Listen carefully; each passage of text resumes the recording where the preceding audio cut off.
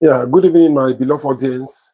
Today we are going to be looking at integration.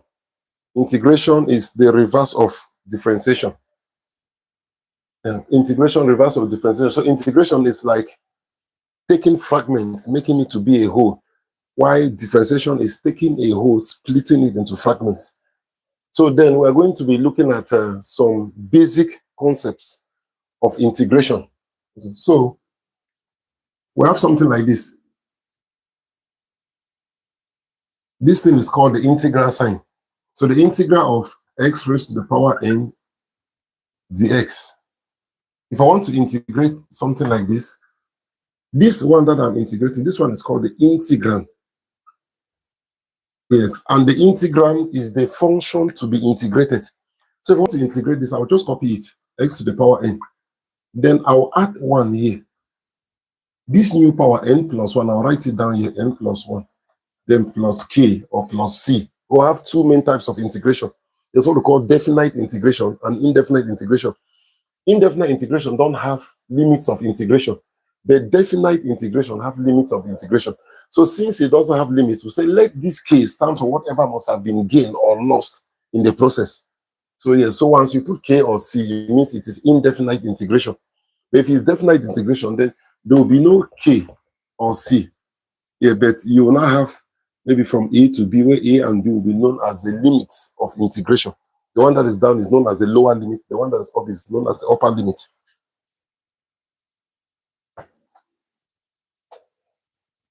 So maybe let's take an example. E.g., the integral of x raised to the power is 3 dx. So this one means this one, I'll copy x raised to the power 3. I'll add 1 here. Then this new power, I'll bring it down here, 3 plus 1, then plus k. So this will give me x raised to the power 4. 3 plus 1 is what? 4. Then plus k.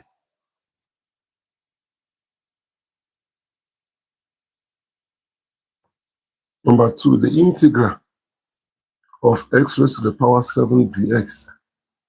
This means this is x, this is 7. I'll just add 1 here. This will be power 8.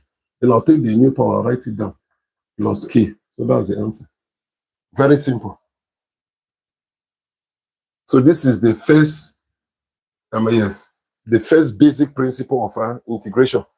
Yes, that one needs to make us understand that whenever I want to integrate x raised to the power n, copy what you want to integrate. Just add 1 to this power, then take this new power n plus 1, write it down, and then plus k. That's all. So I have x raised to the power 3. So my n here now becomes 3. I'll add 1 to the 3. This new power 3 plus 1, I'll write it down. The 3 plus 1 is 4. And 3 plus 1 is 4 plus k. That's the answer. This other one is x raised to the power 7. I want to integrate it. Very easy. This is 7. I will just add 1 to this 7. And it will be 8. Carry 8 and write it down plus k. That's the answer to the question.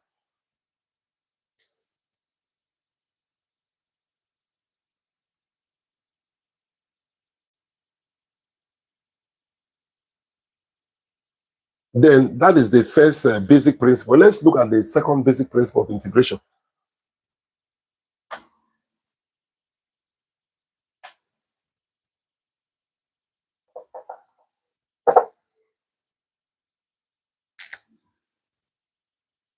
This one, integral of ax raised to the power n dx. This one, a is a constant, and a constant don't have any right to be in the AS, inside the integral. This person don't have any right. So, but I can just copy this one, ax to the power n. Then I'll just add 1 here. Then I'll take the new power, n plus 1 plus k. That's all. So we can take an example, e.g., the integral of 2x raised to the power maybe 6 dx. My a here is 2, and my n is 6. So I'll copy it. 2x, this is 6. I'll add 1 to 6. This will be 7. Then I'll take the 7 and write it down, plus k. That's the answer. Second one, the integral of maybe 4x raised to the power 11 dx. I'll copy 4x. This is 11. I'll add 1 to this 11. It becomes 12. All over 12. But I will not stop here because I discovered that 4 is divisible by 12. So 4 can cancel. So this will be x to the power 12 all over. 4 here is 1 and 4 here is 3. So this will be 3 plus k.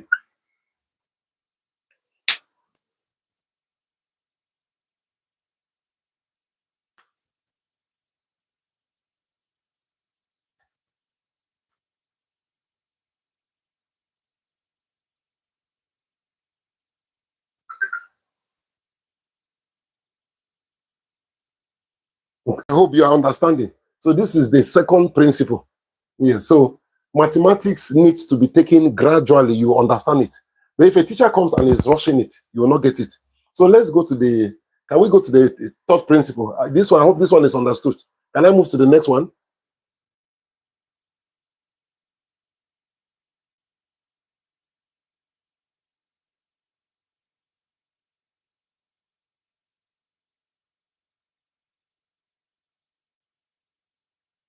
Okay.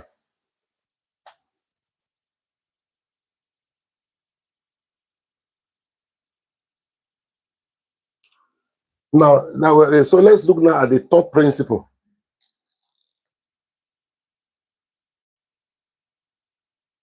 The integral of ax dx.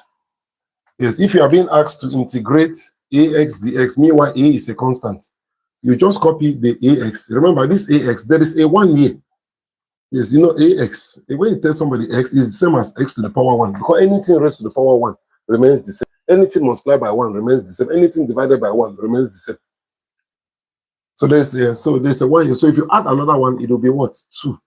You carry the 2 down plus k. Let's take an example. E.g., the integral of 5x dx. So my a here is 5. So this will be 5x. There's 1 here. Add 1 will be 2. Write the 2 down plus k. That's the answer.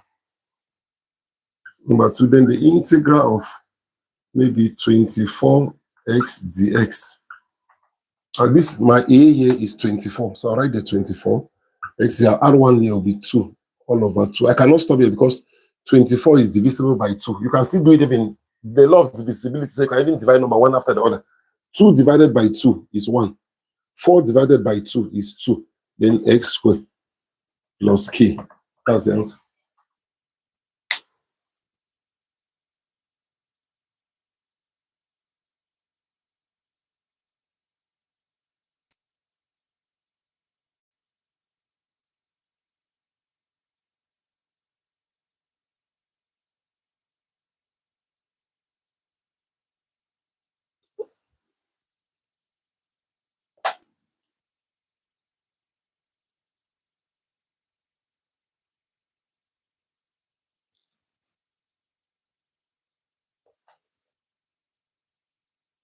Then we'll go to the fourth one. It says that the integral of a dx. This one means, and where a is a constant don't have right to stay in the inside the integration and this. And I'm just making this for things to be easy for us, because in the very aspect of mathematics, the constant is supposed to go out because the integral sign is a linear operator. Yeah. So the constant can stay away. You can still write it like this: a integral of dx. Yes, it's this. And then this is differentiation. This is integral. They can cancel each other. I'm left with what? Ax plus what? K. So whenever you want to integrate a constant, you just take the constant, multiply it by the variable of integration. That's it. So which means, e.g., if I have something like the integral of 6 dx, the answer will just be 6 times x, 6x plus k. Number 2 is the integral of 5y dx. Or maybe, let me say, 5a dx. Since this expression is independent of x, it does not depend on x. It's a constant. So this will be the same as 5ax plus k. Those are the answers.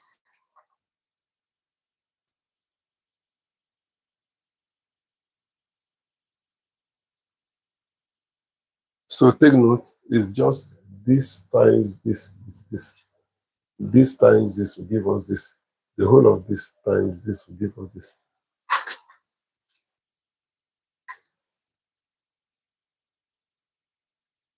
So if I have something again like this, be the integral of 17p dx. Since I'm differentiating with respect to x, there is no x here, so it will just be this with this. So that will be 17px plus k or plus c.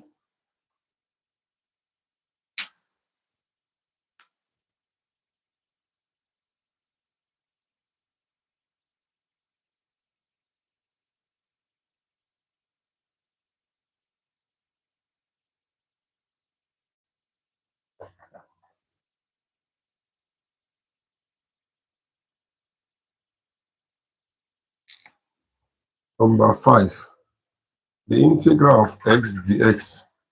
This x here, the power is 1. So I'll add another 1, all over 1 plus 1. So that's the same as x squared over 2 plus k.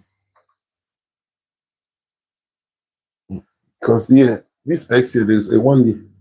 So you add another 1 there. It will not give you, add 1 there, it give you 2. You write the 2 down. Yeah. So, plus k.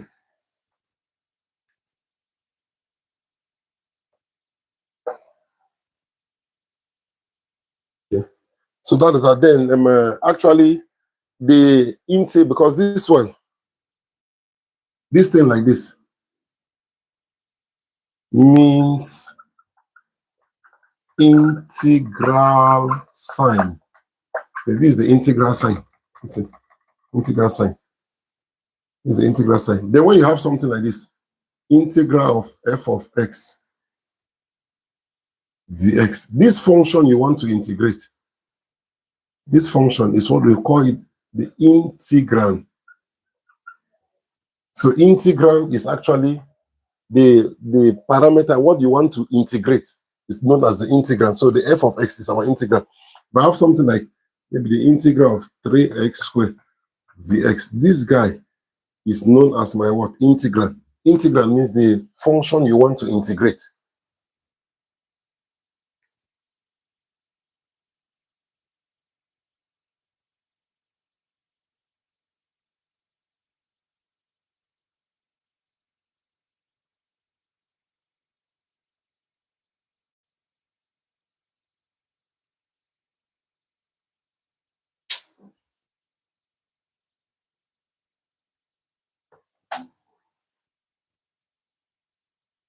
So the integral sign is a linear operator, so it is distributive over addition and subtraction, which means if somebody gives you the integral of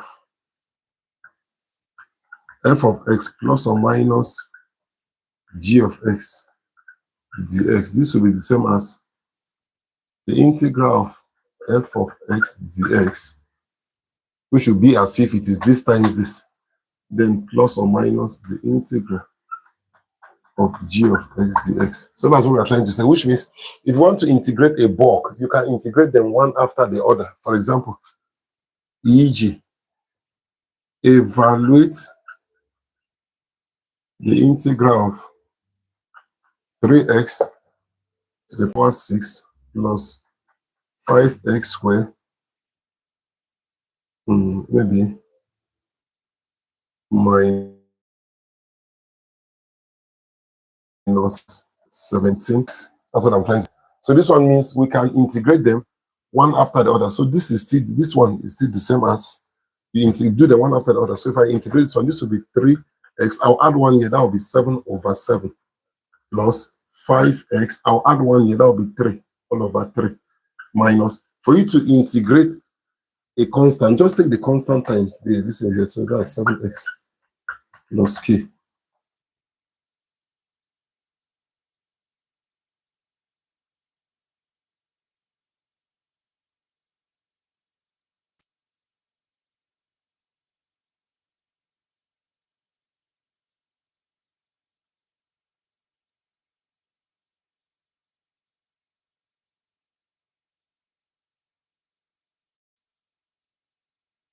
Yeah, please. So if you want to see more of this, yes, just click the subscribe button so that you follow me for more updates.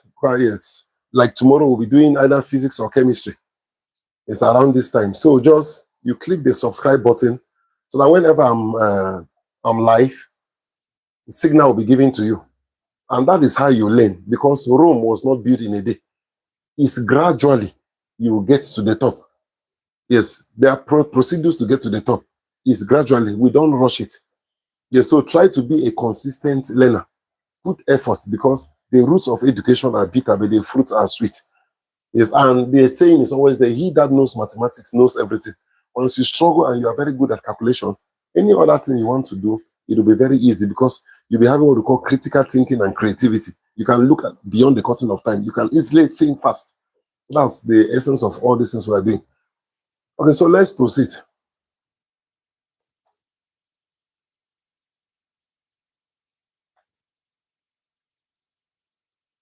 So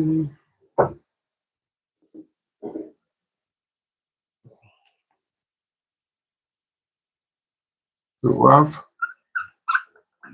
definite integration.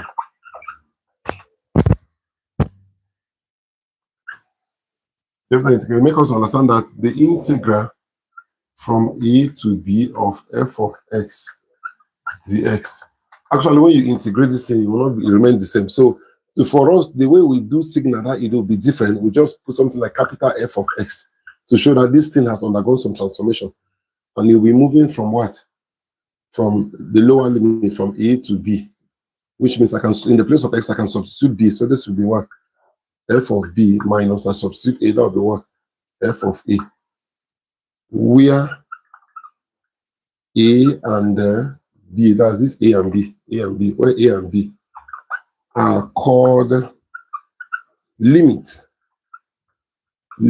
of integration. A and b are called limits of integration. A is equals to the lower limit,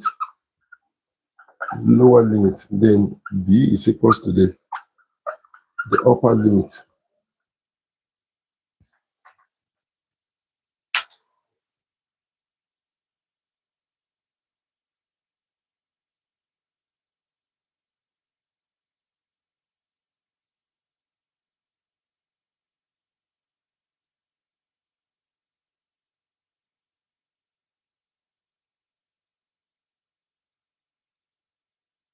Okay, then somehow we can take an example. On this.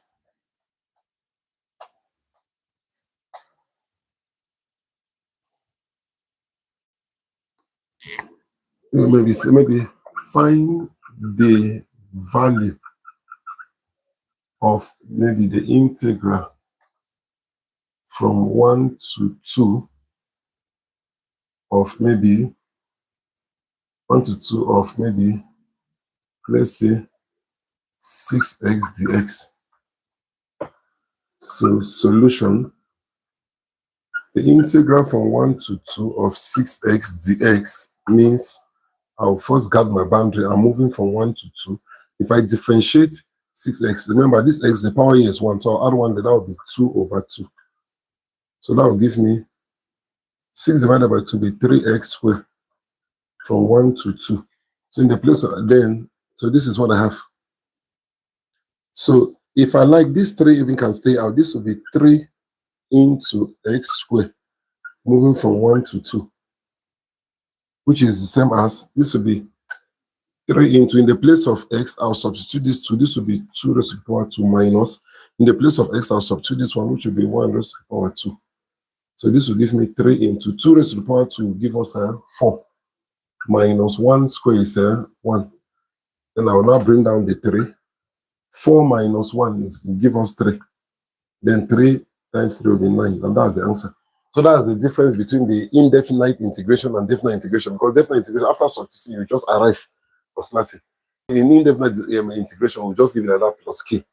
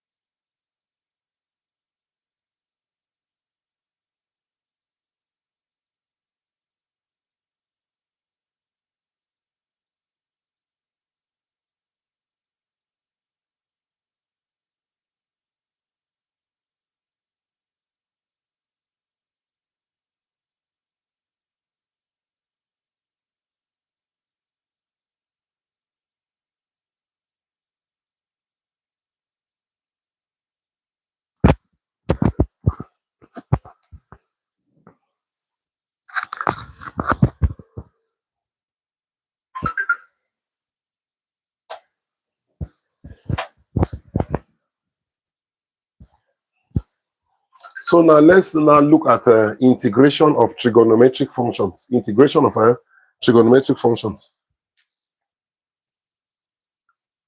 Integration of, remember I told you last time, trigonometric functions can still be called trig functions. Integration of trigonometric functions. So the first one, if we integrate cos x, what we are going to get is sine x plus k. The second one, if we integrate sine x, what we are going to get is minus cos x plus k. Third one, if we integrate sec square x, what we are going to get is tan x plus the constant of integration. Fourth one, if we integrate sec x tan x with respect to x, what we are going to get is sec x plus k. The fifth one, if we integrate cosec x cot x with respect to x, we are going to get minus cosec x plus k. Then if we integrate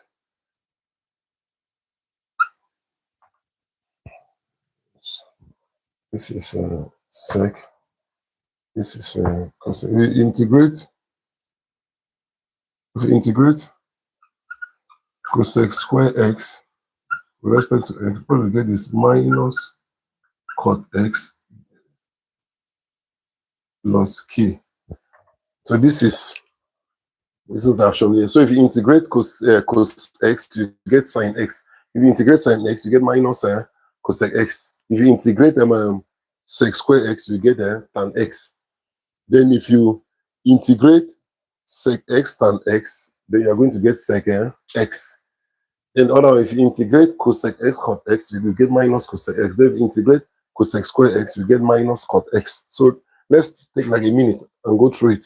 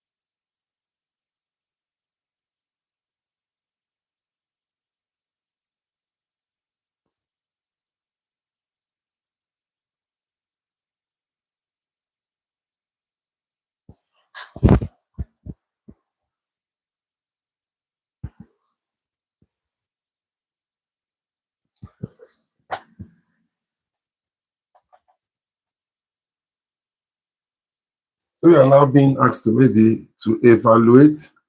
That's, for example, you are asked to evaluate integral of maybe 2 cos x minus 3 sine x with respect to x. Solving this one will be very easy because so you are integrating this. If you like, you can take the integral of 2 cos x minus the integral of 3, no.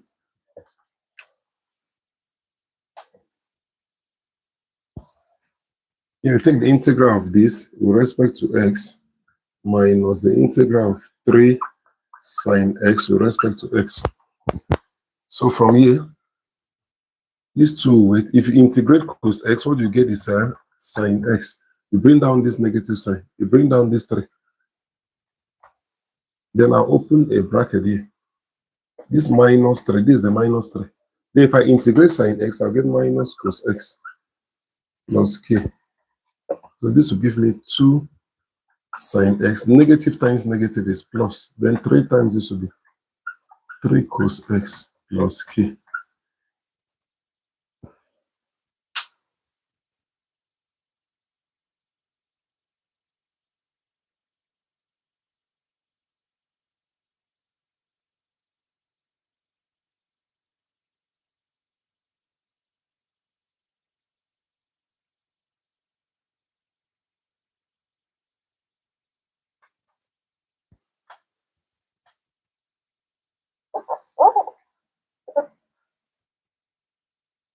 They also have integration of compound. Integration of compound trigonometric functions. Integration of compound trigonometric functions. The first one is that if we integrate cos px with respect to x, where p happens to be a constant. For example, if I differentiate px, what I'll get is p. Since it's integration, will be 1 over p. If I integrate cos, I'll get sine px plus k. So which means if somebody gives me the integral of cos 4x dx, if I differentiate 4x, I'll get 4. So since integration will be 1 over 4. If you integrate cos, you get sine. Then replace by your 4x plus k. If you have integral of cos 6x dx, what I'll do is that here will be what? Just 1 over 6 sine 6x plus k.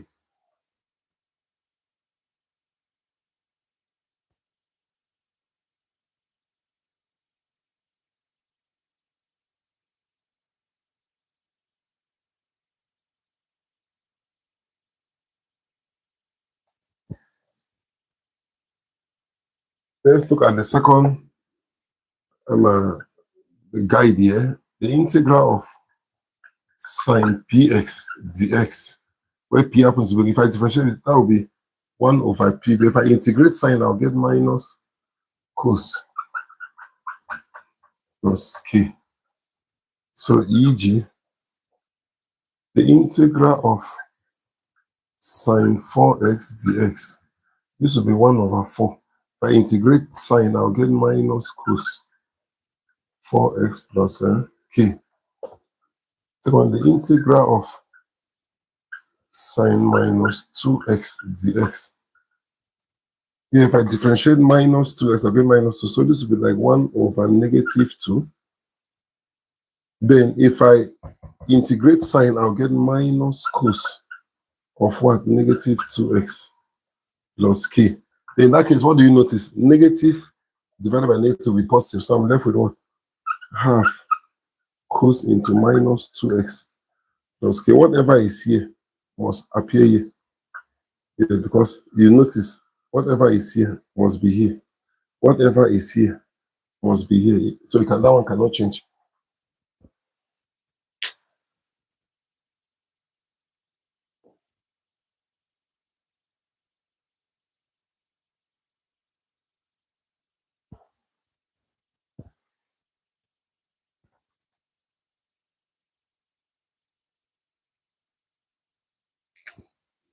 So the third one, the integral of sec squared px with respect to x.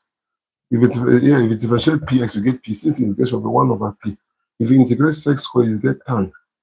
So it'll be tan px plus k. So e.g., the integral of sec squared 3x dx will be just 1 over 3 tan 3x plus k.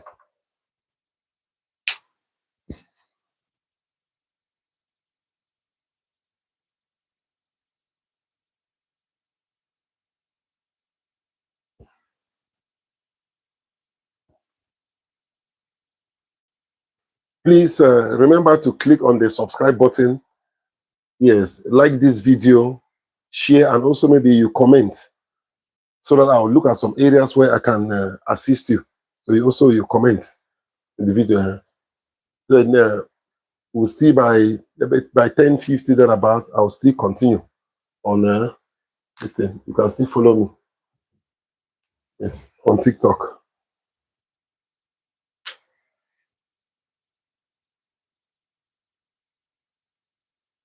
Okay, so let's proceed.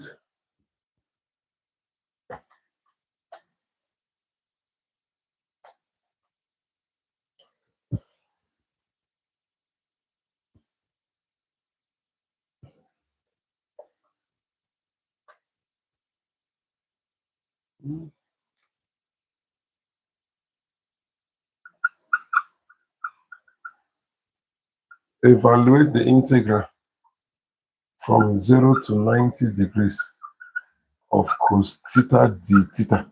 Because I'm dealing with theta, if it was something like cos x, will be with respect to x. So what is here will be here. So what is here will be here. So the variable of integration is theta, but here the variable of integration is x. So x is the independent variable. Here theta is the independent variable. So if you want to integrate this, this will be running from 0 to 90 degrees. If I integrate cos theta, what I'm going to get is sine theta. In the place of theta, I'll substitute 90. This will be sine 90 degrees minus, in the place of theta, I'll substitute 0. That will be sine 0 degrees. And from trigonometry, sine 90 is 1. Sine 0 is 0. So my final answer is 1. So that's my answer. Answer is 1.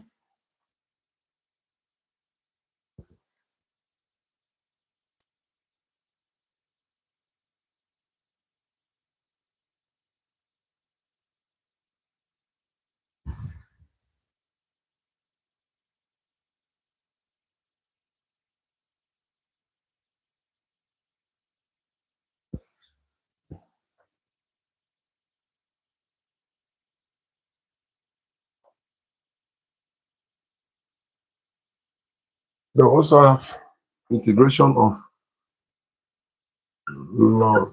logarithmic function, logarithm functions, integration of logarithm functions. So what do we notice there? Actually, maybe suppose y equals to log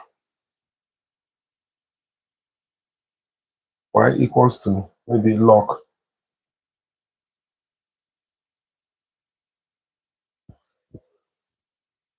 y equals to log f of x. Y is equals to log f of x. Let's say y is equals to log f of x, maybe, or maybe y is equals to log maybe x to the base a, and we are being asked to look for dy dx. From here, from this thing now, this thing is the same as saying log x to the base a is equals to y. And by definition, the logarithm of a number is the power to which you raise the base to give you the number. So which means a raised to the power y is equals to what? X. A raised to the power y is equals to what? X. So from here, I will now need to differentiate with respect to x. Since I want to differentiate with respect to x, a raised to the power y is a constant. Yes, they're not really all that constant, but we will apply the knowledge of implicit differentiation. So if I differentiate a raised to the power y, it will be a raised to the power y dy by dx. If I differentiate x with respect to 1, I'm going to get 0.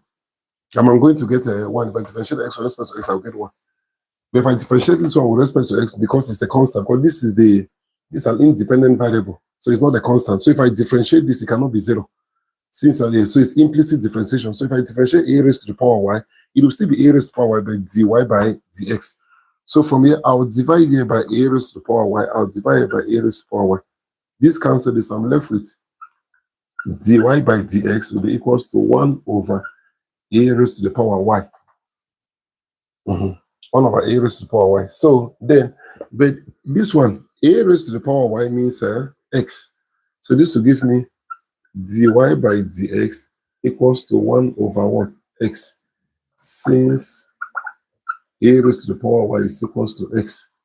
So this is what I'm going to get. But that's what I notice here. This shows that whenever, if I differentiate x, I'll get 1. Then the function that was here, I place it here. So in that case, we'll now say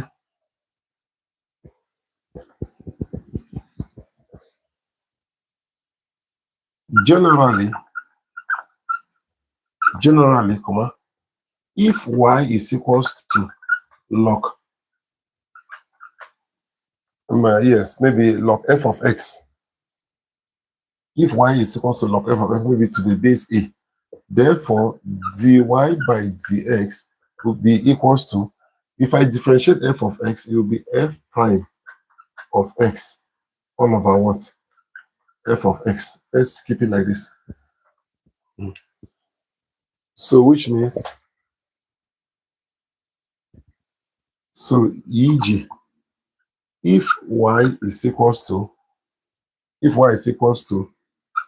maybe log 3, like if y is equals to maybe 7x squared, maybe to the base 10, that means dy by dx simply means if I differentiate this, 2 times 7 is what? 14x all over, then this one will be, yes, that's what it means. So the derivative, when you differentiate, the derivative of this will stay here, then the function itself will stay in the denominator. Then here you can still simplify. 7 here is 1, 7 here is 2. X will cancel x, so I'm left with what? 2 over x.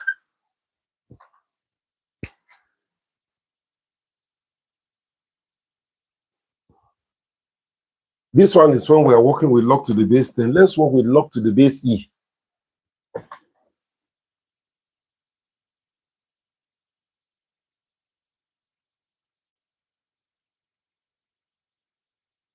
So the integral from the integral of maybe 1 all over x dx. That's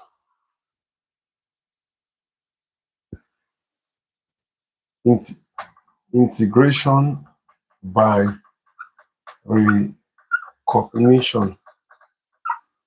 recognition. Mhm. So if I have the integral, now if I differentiate x, I'm going to get 1. If I differentiate x, I'll get 1, which means the numerator is the exact derivative of the denominator. I'm doing integration by recognition. I have noticed that if I differentiate x, the answer is already lying on the numerator. So in that case, I'm going to take the natural log ln of the denominator plus k. If I have the integral of maybe cos x all over sine x dx, if I differentiate sine x, what I'm going to get is cos x. So which means the numerator is the exact differentiation of the denominator. So if I differentiate sine x, I'll get cos x. So the answer will be ln of sine x plus k. I have integral of maybe integral of, let's say, 6x all over 3x squared plus 1 dx. If I differentiate 3x squared, I'll get 6x. If I differentiate 1, I'll get 0. So which means the numerator is the exact derivative of the denominator. So the answer will be ln of 3x squared plus 1, then plus 1 k. So we say generally, the integral of f prime of x all over f of x dx. If I differentiate f of x, what I'll get is f prime of x, because the numerator is the exact derivative of the denominator. So this will just be what? Ln f of x plus k.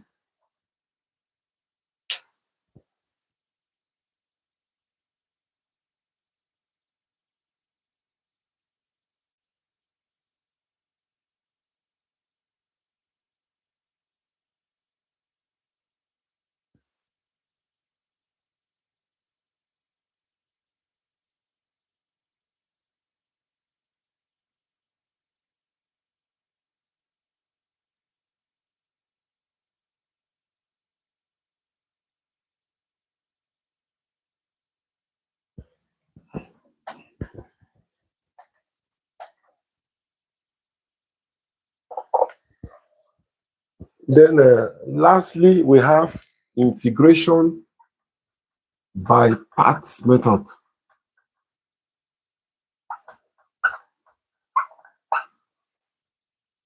Integration by parts method. So if y is equals to uv, yes, provided y is equals to uv, where u and v are functions of x, then I want to use product rule. Using product rule means I'll have dy by dx, means I'll keep u constant, I'll differentiate v, dv dx, plus I'll keep v constant, I'll differentiate u, du dx. Then from here, I can multiply throughout by dx. If I multiply throughout by dx, these ones will cancel. I'm left with what? Dy equals to u dv plus v du. Then in that case, I will now have, okay, so from here, I'll take integral. Integral. Yes, I'll do that. So this will can't go with this. So I'm left with y equals to integral of u dv plus integral of v du. In that case, then this will give me the same as my y. This in the place of y, I'll write uv. So here is uv equals to integral of u dv plus integral of v du.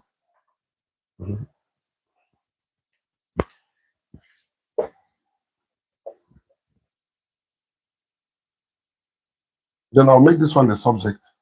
This is uv. If I carry this one this way, it will be minus integral of v du equals to integral of u dv. So this will give me the integral of u dv will be the same as uv minus integral of v du. So this is what we are going to be using. This is what we call integration by parts method. So this is what we are going to be using.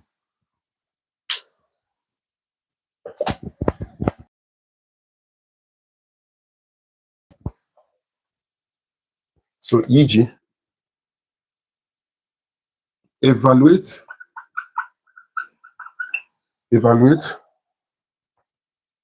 the integral of maybe x exponential x dx by parts method. By parts method. So we want to evaluate this one. So this will be solution. The integral of x exponential x dx. I'll compare it, I'll liken it to this one. I'll liken it to this one. So here, I'll say that let this my u, let it be equals to this. Let u be equals to x. And here, du will be equals to, if I differentiate this, will be what? That's du dx is equals to, if I differentiate x, I'll get one cross multiply. My du will be equals to dx. Then let my dv be equals to this. So my dv will be equals to x exponential x. So if I integrate both sides, here my v will be equals to, if I integrate this, it will still be exponential x. So here I will now come and use this. So in the place of u, my u is x. My v is exponential x minus integral of v is exponential x. Then my du is dx.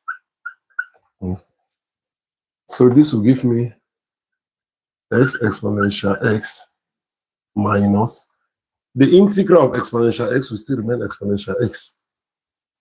So therefore, the integral of x exponential x dx will be equals to exponential here, exponential. This will be what? Exponential x into x. This divided by this will be x. Exponential by exponential will be 1. Then plus k. So that's the answer.